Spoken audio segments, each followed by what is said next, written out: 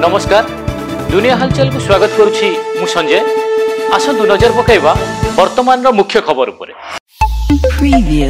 अनुगुल सदर थाना अंचल जड़े 10 वर्षर नाबालिका क्षताक्त मृतदेह गां पाख नाल उद्धार होईछि।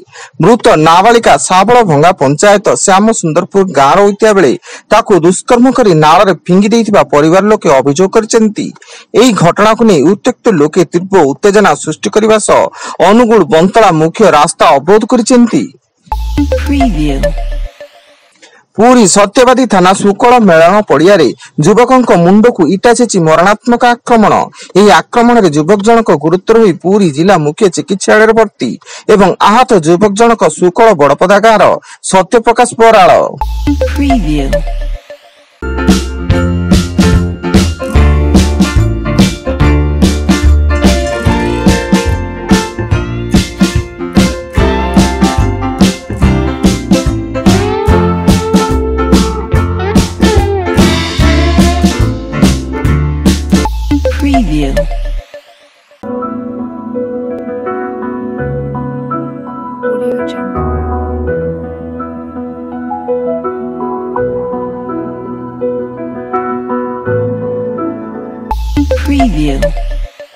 सोनपुर जिला बिनिका पुलिस एक नंबर विहीन कार को अटकाई सेथिरु विपुल परिमाण गंजेई जबत करने सह जड़े युवक युवती को धरबार सफल होईछि एवं आउ जड़े युवक फेरार होबार सक्षम होइता बेले बिनिका पुलिस तदंत जारी।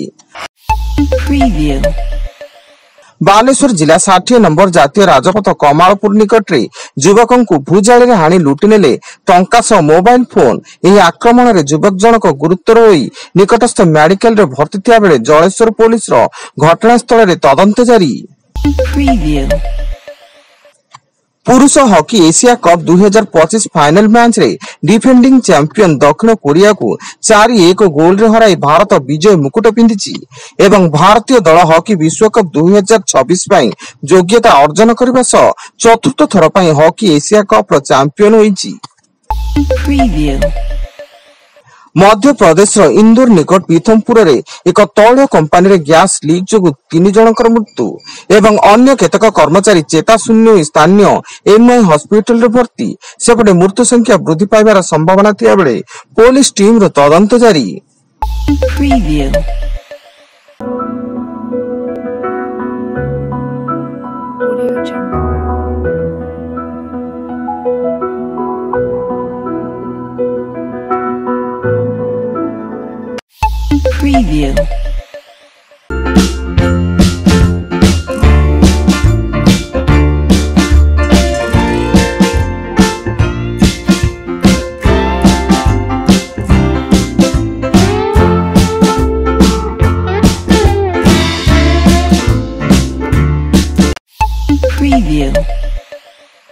सोमवार ठारू 2 दिनिया दिल्ली गस्त रे जिबे मुख्यमंत्री मोहन चरण माझी।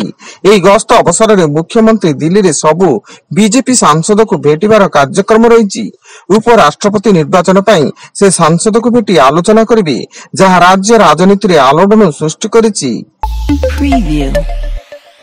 भुवनेश्वर मंचेश्वर थाना अंचल एक खेल पड़िया जड़े युवकों गलित मृतदेह उद्धार होईछि। ताकू केही हत्या करी एठारे फिंगी देइथिबा संदेह करा जाउता बेले पुलिस रो तदंत जारी।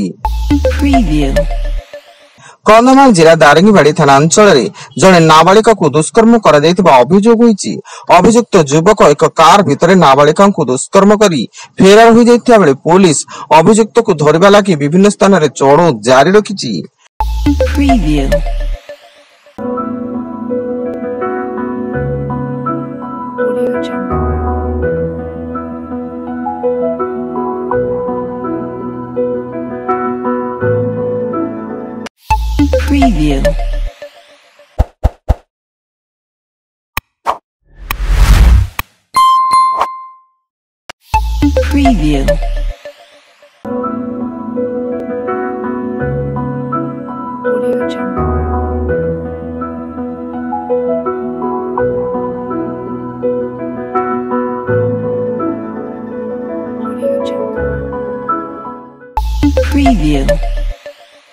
एवं मयूरभंज जिला 12 माइल चित्रड़ा रास्तार अस्तिया बंध निकट रे एक यात्रीवाही ऑटो को आक्रमण कला हाथीपल। एथिरे जणे महिलांकर मृत्यु घटिता बेले अन्य 3 जण आहत होइचंती। एथि से अन्य 4 जण अल्पके बर्ती जाइतिया बेले उक्त ऑटोटी 8 जण यात्री को नहीं अर्मदारू बारिपदा जाउथला एवं मृतक हेले रीना नायक। वर्तमान पाई एतिकी अधिक न्यूज अपडेट्स पाई विजिट करंतु आम वेबसाइट www.duniyahalchal.in। धन्यवाद।